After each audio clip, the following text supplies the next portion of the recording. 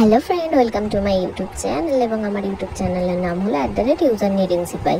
এবং যারা আমার চ্যানেলে নতুন আছে প্লিজ চ্যানেলটা সাবস্ক্রাইব করে দাও এবং পাশের বেল আইকনটি প্রেস করে দাও। তো চলে যাই আজকের মূল রেসিপিতে। আজকের রেসিপির নাম হলো ভেজ ক্রিসপি পকোড়া। তো এর জন্য কী কী ইনগ্রিডিয়েন্টস লাগছে আগে দেখে নাও। তো 1 কাপ সুজি, 3 চামচ আটা, লঙ্কার গুঁড়ো 1/2 চামচ, হলুদ গুঁড়ো 1/2 চামচ আর জিরে গুঁড়ো 1/2 চামচ। আর সবজির মধ্যে আমি নিয়েছি পেঁয়াজ, পটল, গাজর আর কাঁচা লঙ্কাটা কুচিয়ে নেব, ওটা এমনি ধোবার সময় রেখেছি। তো তোমাদের বাড়িতে যা যা সবজি থাকবে সেগুলোকেই দেখো এইরকম সরু সরু কুচিয়ে নিলেই হবে। তো এবারে ওগুলো সব একসাথে একটা বোলের মধ্যে মিক্স করে নেবো, ঠিক আছে? তো একটু জল লাগলে প্রয়োজন হলে একটু অল্প করে জল দেব।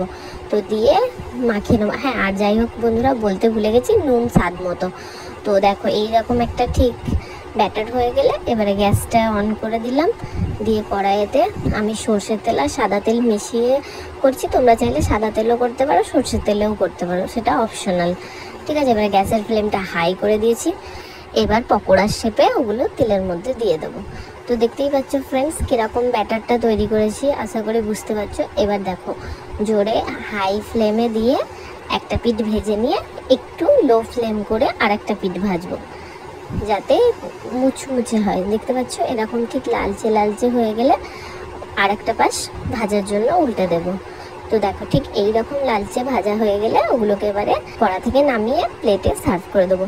তো এটাকে ফ্রেন্ডস তোমরা মানে সসের সাথে, চায়ের সাথে যেরকম খুশি খেতে পারো, এত টেস্টি আমি নিজেও কল্পনা করতে পারিনি। তো যাই হোক ফ্রেন্ডস, এই পর্যন্তই ভিডিওটা ছিল। তো আশা করছি তোমরা একবার বাড়িতে ট্রাই করে দেখবে। Thanks for watching, by.